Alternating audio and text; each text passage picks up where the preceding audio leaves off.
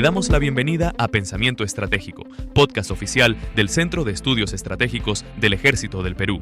Este contenido se encuentra en nuestro sitio web c.mil.pe, en Spotify, Apple Podcasts y YouTube. Las opiniones expresadas en este contenido son de responsabilidad del orador y no reflejan necesariamente la opinión de nuestro Centro de Estudios o del Ejército del Perú.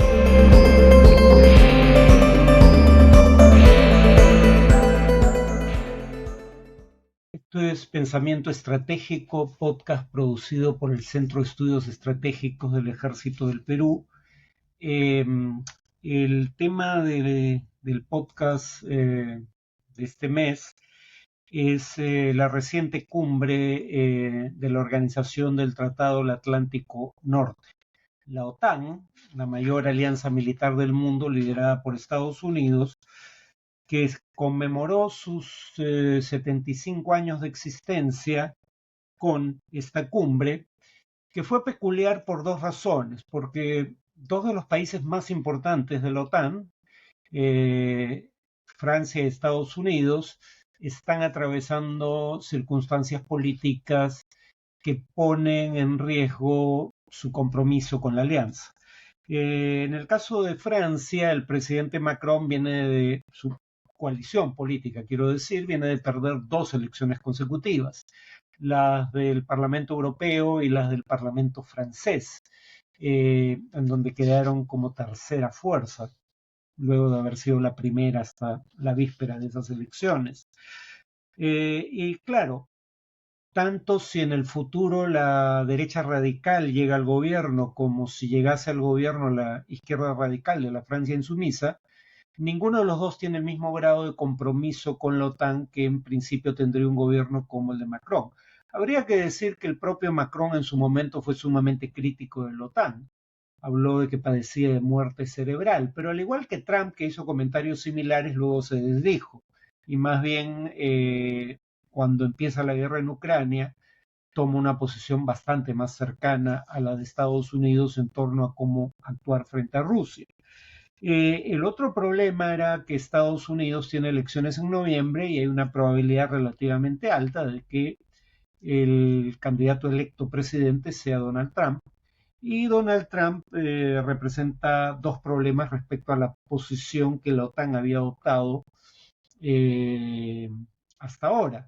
El primer problema es que frente al compromiso que explícitamente implica formar parte de la alianza, de asistir en ayuda de un aliado víctima de un ataque, artículo 5 de la Carta Atlántica, Trump dijo que su compromiso con el artículo 5, acudir en ayuda de un aliado cuando éste sea atacado militarmente, iba a estar condicionado a que el aliado en cuestión, miembro de la OTAN, haya cumplido con el acuerdo previo de la OTAN de dedicar a su gasto de defensa cuando menos el equivalente a un 2% del Producto Bruto Interno.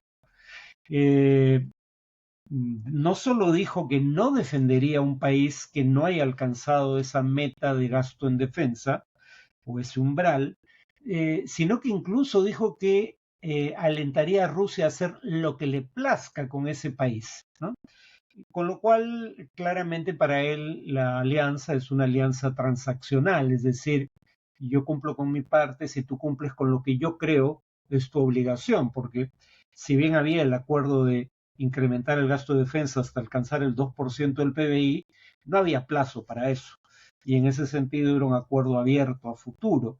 Pero bueno, para Trump pertenecer a la OTAN aparentemente no es una cuestión de principio, sino es una transacción más, en donde el cumplimiento de mis obligaciones está supeditado a que tú cumplas las tuyas y yo no me siento obligado a cumplir las mías si no haces lo propio. Ahora, la OTAN en este momento está metida en una situación difícil también por otra razón, y es que en el caso de Trump ha dicho que de llegar al gobierno él resolvería la guerra en Ucrania en un día. Y claro, aunque obviamente nadie cree que tal cosa sea posible, Lo que sí cabría dentro de lo posible es que resuelva el conflicto en un plazo relativamente breve de tiempo, pero el único escenario en el que algo así sería factible sería uno en el cual las conquistas territoriales de Rusia se conviertan en permanentes, ¿no? O sea, no hay otro escenario en el cual la guerra pueda resolverse en un periodo muy breve de tiempo, ¿no? Salvo consumando, digamos, la conquista territorial rusa. Además está el tema en el caso específico de Ucrania, de que aquí, como vimos en un podcast anterior, la OTAN francamente creó lo que se dan llamar incentivos perversos. ¿Qué quiere decir esto? Que le das a la otra parte incentivos para actuar de una manera que es contraria a tus propios intereses. ¿Cómo así? Porque la OTAN, de un lado, le dijo a Ucrania y a Georgia que esos estados serían parte de la alianza, pero como no había acuerdo para su integración en la OTAN, el acuerdo que se adoptó fue, se les ofrece la incorporación a la alianza, pero no se adopta decisión alguna respecto a plazos, es decir, cuándo se incorporarían. ¿Por qué eso fue un problema? Porque uno, al decir que vas a incorporar a Georgia y Ucrania, dos ex repúblicas soviéticas que fueron gobernadas desde Moscú en el pasado, a una alianza militar que Rusia considera hostil, creas una sensación de amenaza en Rusia, pero al no establecer un plazo para su incorporación, simultáneamente creas una ventana de oportunidad para que Rusia actúe frente a lo que consideraría una amenaza. ¿Por qué? Porque una vez que esos países sean parte de la OTAN, entra a tallar el artículo 5 ya mencionado. Un ataque contra un miembro de la alianza es un ataque contra todos y todos estaríamos obligados a acudir en asistencia del agredido. Por eso, si Rusia hubiese querido hacer algo para evitar las consecuencias de que estos países se integren a la OTAN, debía actuar antes de que esa integración ocurriese, ¿no? ¿De dónde llegó a la conclusión de que Rusia percibía como una amenaza la expansión de la OTAN para incluir no ya antiguos aliados soviéticos del Pacto de Varsovia, sino antiguas repúblicas soviéticas que se gobernaban desde Moscú? A declaraciones de gobernantes rusos, desde Yeltsin en adelante, básicamente Yeltsin y Putin, pero también a declaraciones de jefes de inteligencia o diplomáticos estadounidenses.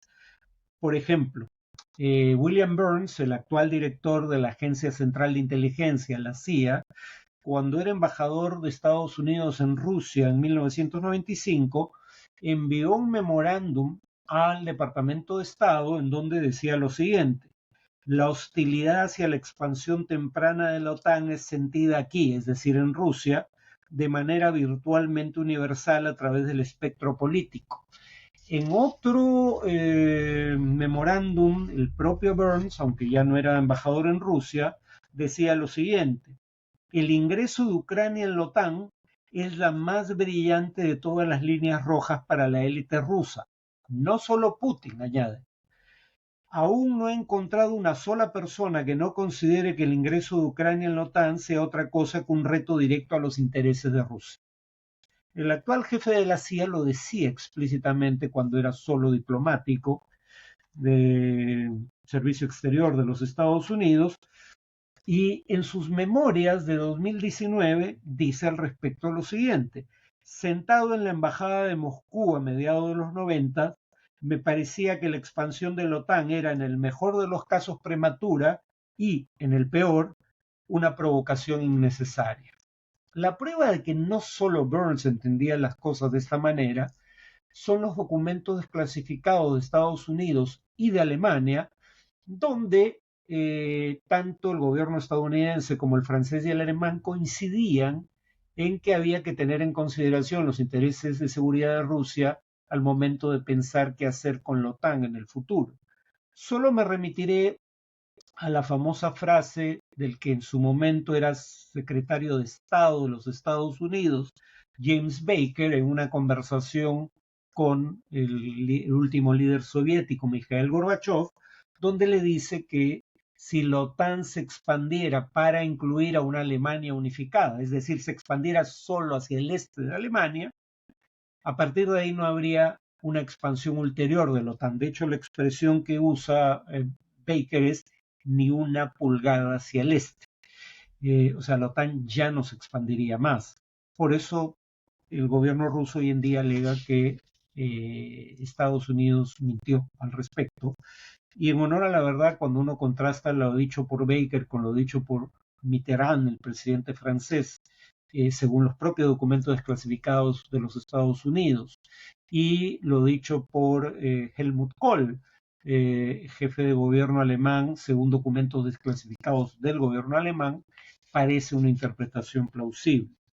Ahora, al margen de si invitar a Ucrania y a Georgia a integrarse a la OTAN era o no una amenaza de seguridad para Rusia, cosa que claramente era el caso, dada esa situación, si la OTAN insistía en invitarlos a formar parte de la organización, debió haberlo hecho de una de dos maneras. O bien esperar a que los países hubieran cumplido con todos los requisitos necesarios para ingresar a la OTAN, de modo tal de que, hecha la invitación, la integración pudiera hacerse a la brevedad posible, cosa que no se hizo, o en su defecto, dar garantías de seguridad a Ucrania y Georgia durante el periodo de transición entre la invitación a que se integren a la OTAN y su integración efectiva, como se hizo con Finlandia y Suecia después de la invasión rusa de Ucrania, cuando estos países pidieron ingresar a la OTAN y la OTAN los invitó a ser parte de la organización. En tanto se concretara su integración y estuvieran protegidos por el artículo 5 de la Carta Atlántica, se les dieron garantías de seguridad por parte de Estados Unidos y el Reino Unido, cosa que tampoco se hizo en su momento con Ucrania y Georgia. Por eso digo que la OTAN creó incentivos perversos, porque creó una sensación de inseguridad en Rusia y creó simultáneamente la ventana de oportunidad para que Rusia hiciera algo al respecto. Ahora, en cuanto a la cumbre realizada este mes de julio de 2024, se aprobó un paquete de ayuda. Bueno, el paquete de ayuda en realidad lo aprueban Estados Unidos y la Unión Europea por cuenta propia, pero en tanto ambos están en la OTAN, digamos, en la propia organización, en la cumbre recién realizada, se establece que esta ayuda debe perdurar más allá de un año. ¿Por qué esto era importante?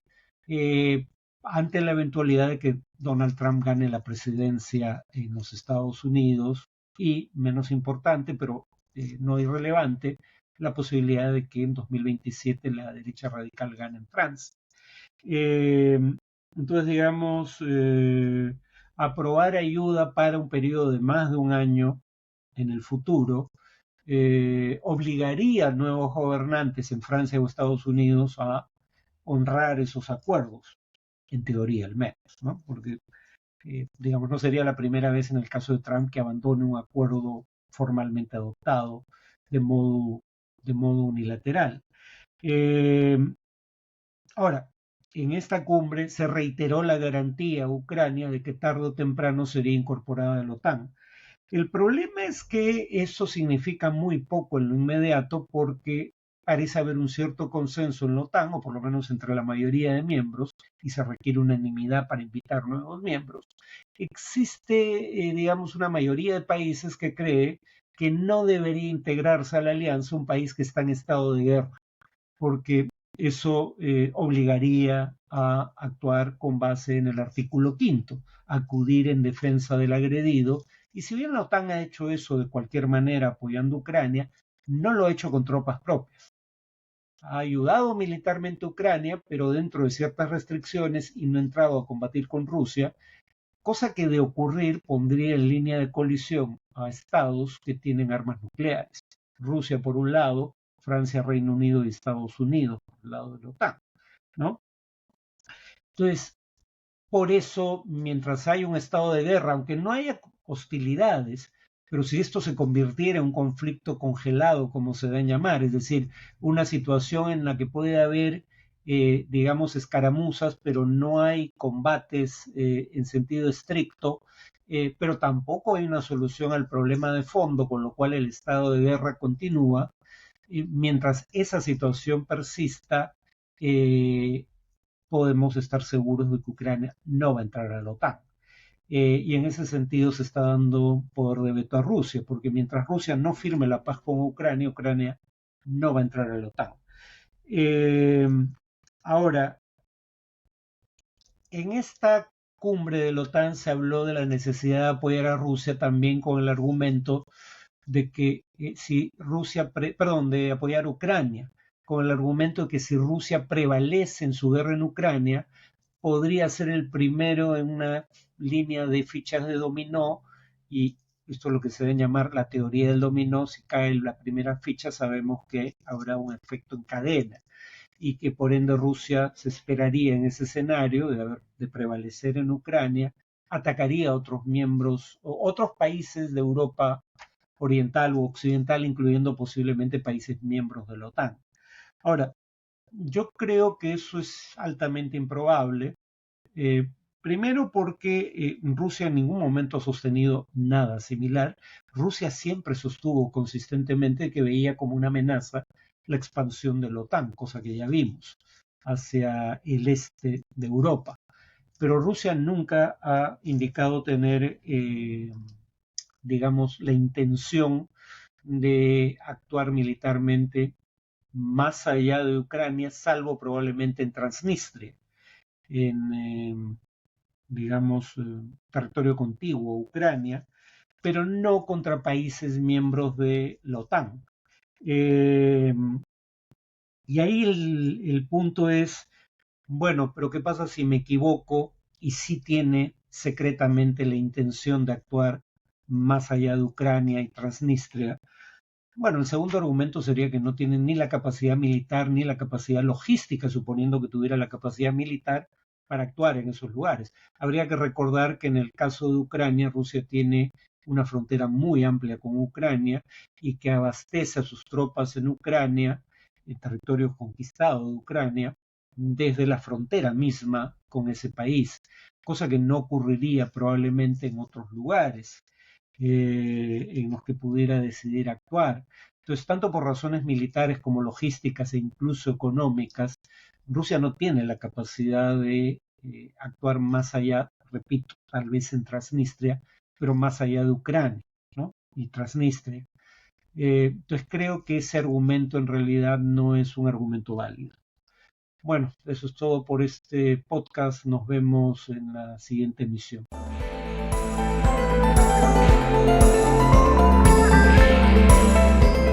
Este podcast está disponible en nuestro sitio web cep.mil.pe, en YouTube, Spotify y Apple Podcasts. Le invitamos a explorar nuestra web, a suscribirse a nuestro newsletter y a seguirnos en redes sociales.